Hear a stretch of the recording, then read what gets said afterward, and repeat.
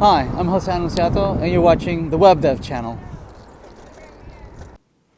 All right, so right now there are all these components that we've been built. All these React components are static, right? Right now they're just displaying the static content, right? Instead, what we'd like to be able to do is parameterize them, so that instead of me displaying a static list of courses, perhaps I'd like to iterate over an array of courses, maybe, right? And then as it iterates, it generates a dynamic content. So for instance, here we have a static hello world, right? So that's an H1 just rendering a hello world component. We can encapsulate this hello world into a component, right? So for instance, by declaring right here, right? So declare a brand new component hello world, and so we move the H1 in here. Right? Now we can reuse. We've declared a new hello world component that we can then use it to render. Right? So right here you get exactly the same thing. Right? The same exact content. Let's do that real quick. So for instance, if I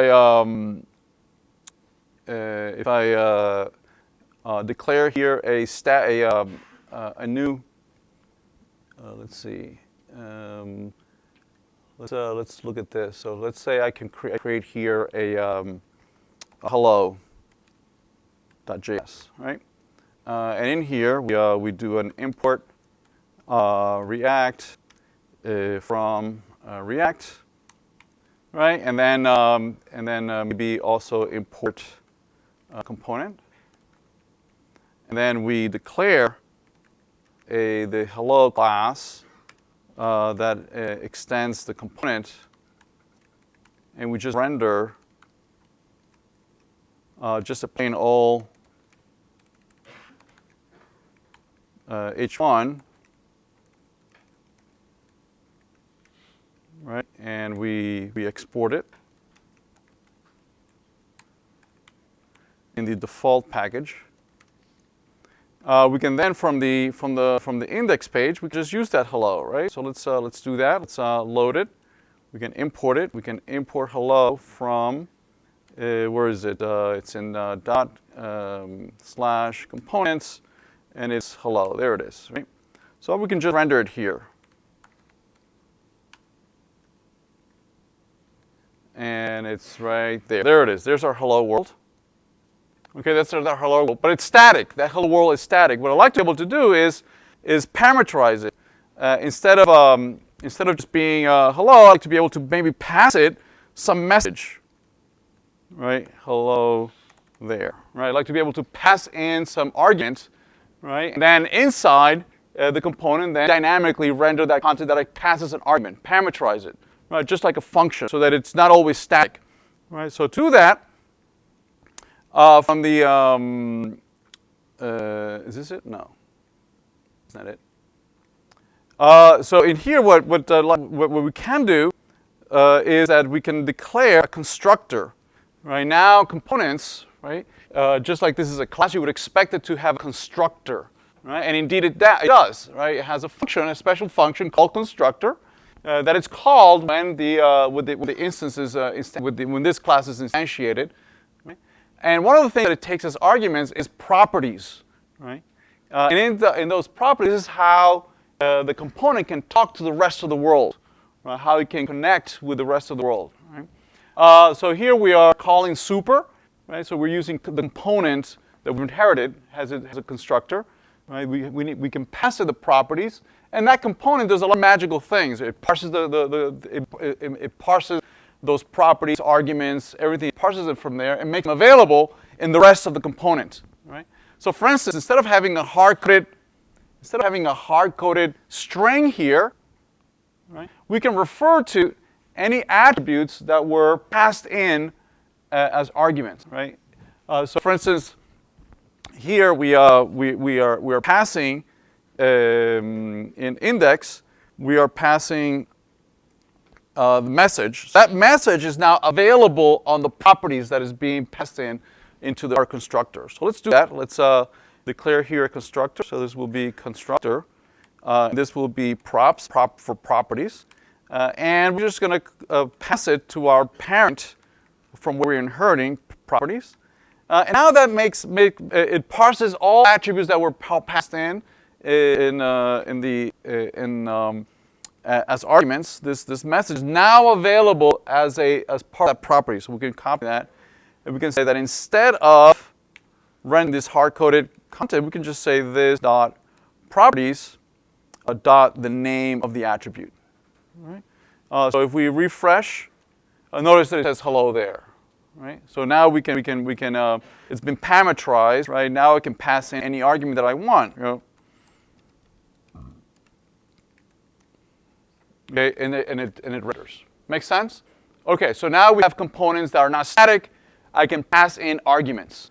Right? For instance, if I create a module list component, right, I don't want to just render 6 line items.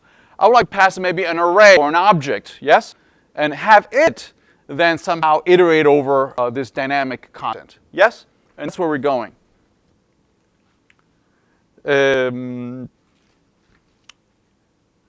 So here we're passing. All right. So one of the other things that we're going to distinguish is 2 types of components. Right.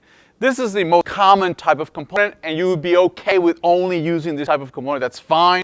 I'm just going to introduce another type of component, right? That it's a lesser version of this, right? That you don't have to use it, but it's very common in the industry, right? So you're going to see it in a lot of examples, a lot of code out there. You're going to ask yourself why, right? So let's take a look at it, right? It's a different version of this, and I say lesser because components they have a constructor, but they also can maintain internal state, right? They can remember, right, about, for instance, these properties and state as it changes internally inside of the component, right? Now, you can many times you won't need to maintain state. Right? It's not going to need for you to maintain any state, right? So we often call them stateless components, all right? So I'll show you another version of a component that's a little easier, right? It has a kind of a little bit different syntax, right? And the only difference will be that will be stateless, meaning it cannot maintain any state. You just have to pass it any values, whatever you pass it, that's it. It uses it, right? And it can render it, right? But it does not remember anything, okay? Whereas this can maintain state. And we'll talk about that a little later, but I just wanted to show you a stateless component. So let's create a stateless component. And I have an example here. And the syntax is a little bit different. Right, notice that, well, first of all, it doesn't have a constructor. Right? Also notice that it does not have a return. See that it doesn't have a return? Right? It's declared as a normal function. Right? It's not declared as a class. See that? It's declared as a function. It's an arrow function. See that? That's the new syntax in JavaScript. Right? It's becoming very, very popular. Java also is introducing this in its newer version. Right? It's become popular not only in Java, in many, many different languages.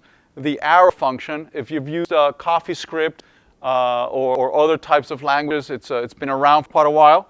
Right? So developers have been using it for a while. They've now made it standard. Now it's actually part of the standard of the newer version of the language. So this syntax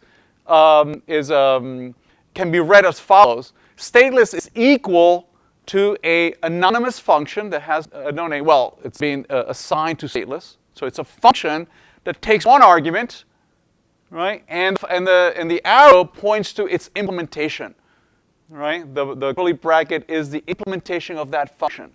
So in that function, you can put anything you want. Right? But what we're doing is that we're just returning. So this function just evaluates to this whatever value we're returning in there. Right? What are we doing?